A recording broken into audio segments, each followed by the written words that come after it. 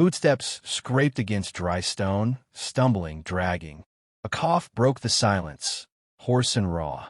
Two figures lurched along the wagon-rutted road, dresses torn, skin cracked from sun.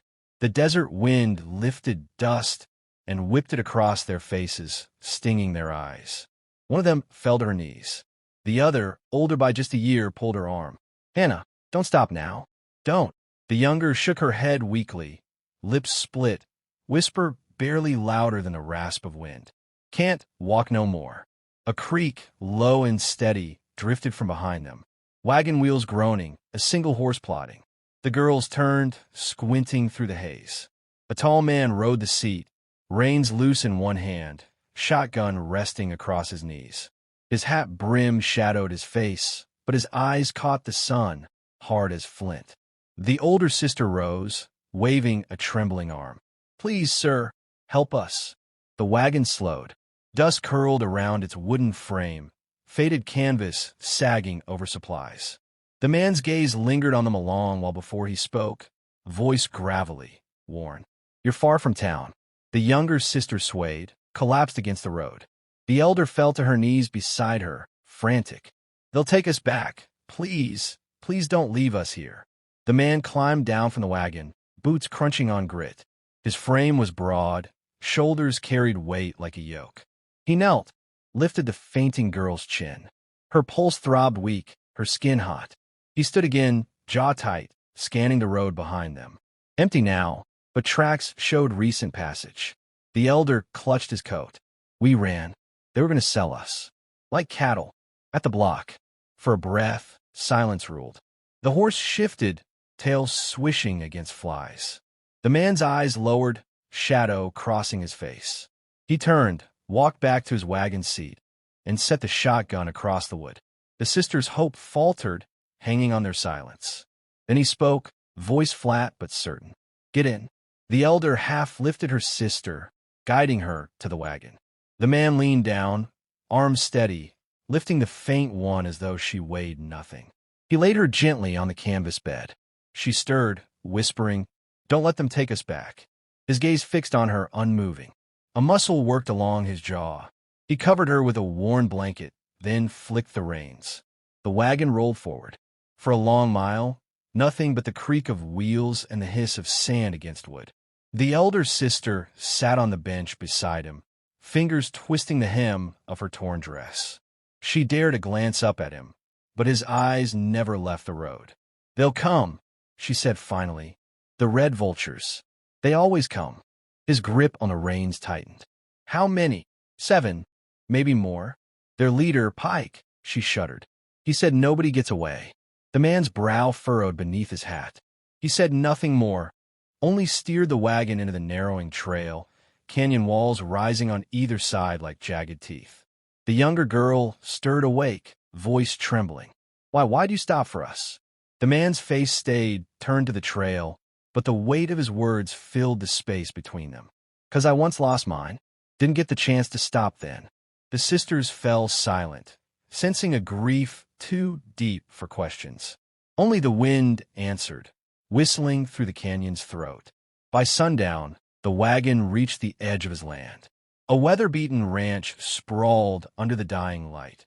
Fence lines broken, cattle wandering the far pasture, a lone windmill creaking as it turned.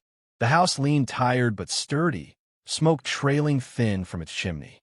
He halted the wagon by the porch. "This ain't much," he muttered, "but it'll hold for tonight."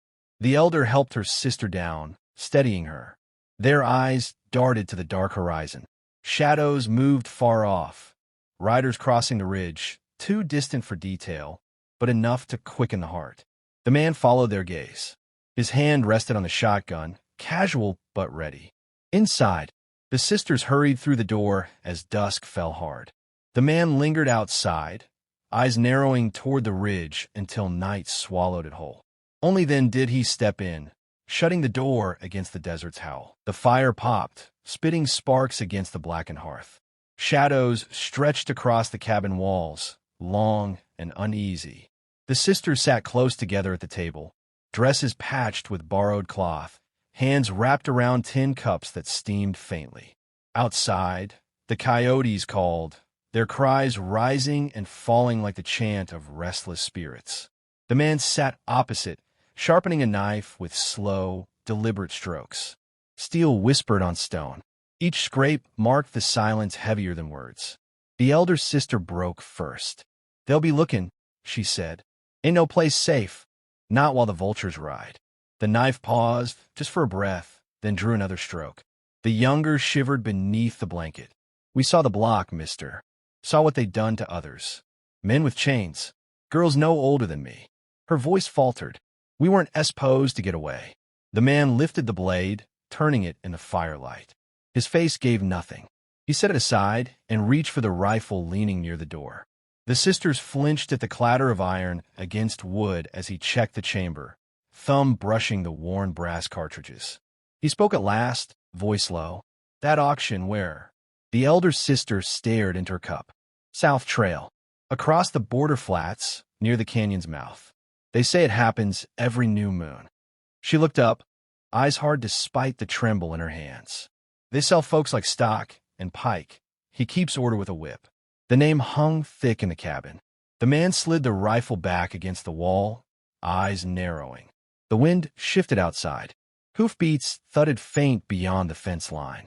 The horse in the corral snorted and stamped. The sisters froze, clutching each other, breath sharp and shallow. The man rose, crossed the room in 3 strides, and pressed a finger to his lips. He eased the lantern wick down, dimming the flame to a whisper. Then he lifted the shotgun from the corner and stepped to the door. Through the gap in the shutters, moonlight caught movement. 3 riders drifting slow along the ridge above the ranch. Laughter, low and cruel, floated down the slope. A whip cracked the night air, snapping against nothing but darkness. The sisters ducked low, the elder whispering a frantic prayer. The riders did not turn toward the house. They lingered, scanning the land, before trotting on into the night. Dust rose in their wake, silvered by the moon. The man closed the shutter, bolted the door, and returned the shotgun to its place by the wall. He looked at the sisters, still trembling, eyes wide as trapped deer. "They know," the younger whispered. "They'll come back." His face was stone. "Then you'll stay quiet. Stay low. And when they come, you'll be ready to hide." The elder sister stared at him, studying the way he moved, the steady calm in his hands. The way danger seemed familiar to him, not strange. Her voice cut the silence. "You're no rancher." The knife still lay on the table, glinting in the firelight. He said nothing, only reached for it, sliding the blade into its worn sheath. The sister's eyes followed him with fear and wonder both, as if sensing a truth too heavy to speak. Outside, the coyotes called again, closer this time, their cries mingling with the distant echo of hooves. And the man, silent as stone, sat back down by the fire, waiting. Glass shattered. A bullet tore through the lantern, plunging the cabin into sudden dark. The sisters screamed, ducking beneath the table. The man was already moving, rolling to the wall, shotgun snapping to his shoulder. The night outside roared alive, hoofbeats thundering, voices shouting, gunfire sparking from the ridge. The Red Vultures had come. The man fired once, the blast shaking the walls. A rider toppled from his saddle with a cry, his body dragging in the dust as the horse bolted.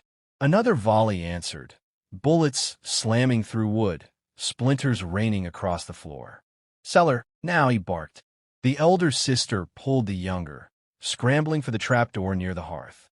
Boards groaned as they lifted it, the dark space yawning beneath. Another shot cracked the window frame, a shard slicing the elder's cheek.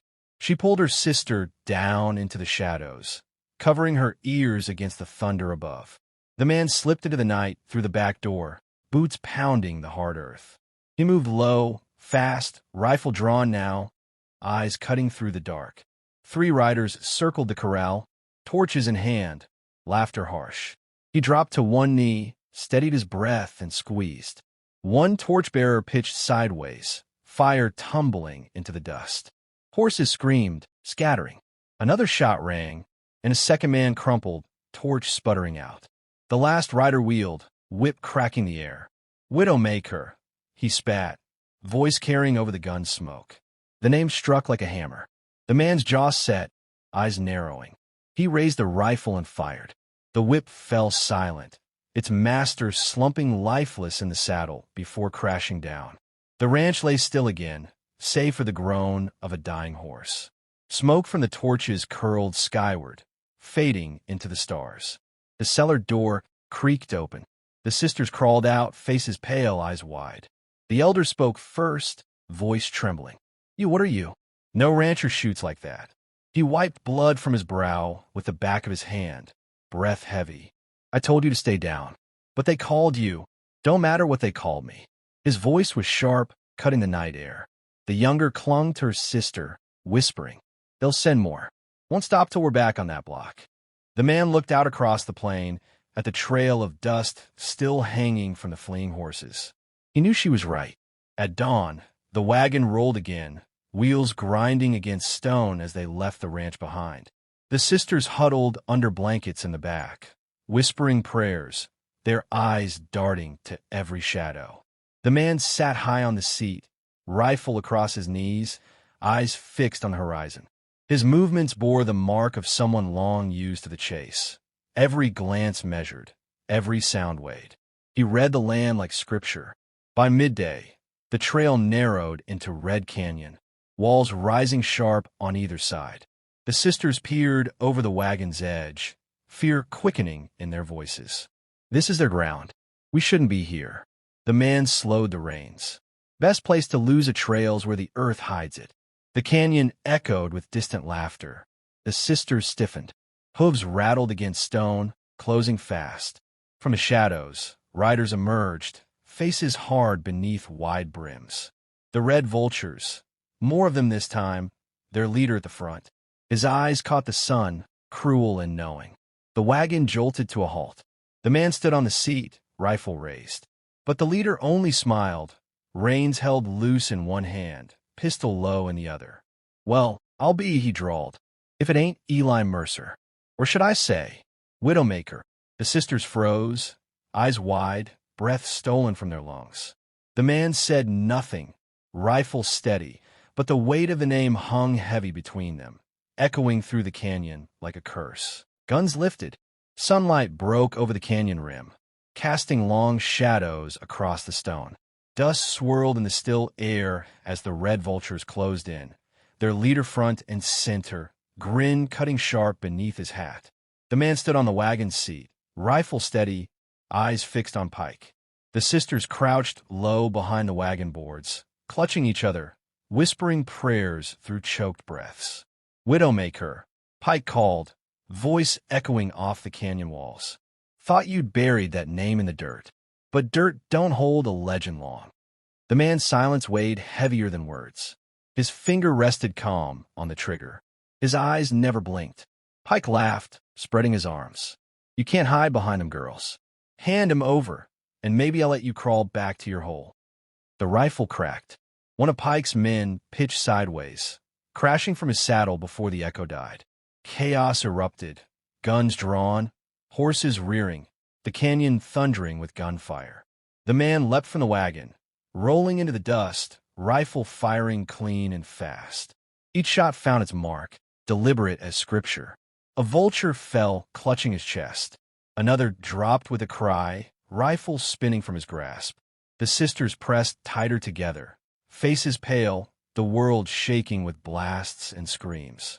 Bullets split the wagon boards above them, with splinters showering their hair. The man rose from the dust, revolver in hand now, his coat flaring as he moved. He fired without hesitation, 2 shots, 2 men down.